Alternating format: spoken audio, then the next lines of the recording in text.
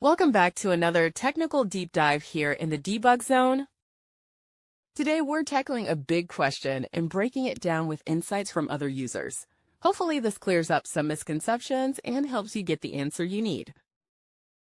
So buckle up, stay a little curious, and let's jump right in.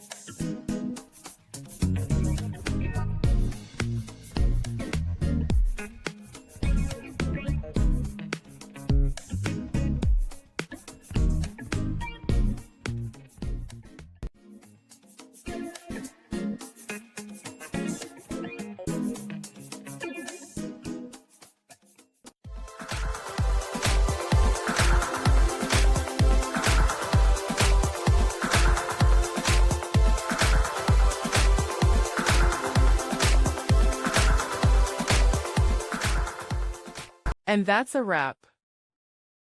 I hope you found the answer you were looking for. If you did, take a second to hit that subscribe button. It really helps out. And let me know in the comments which solution worked best for you. See you next time in the debug zone.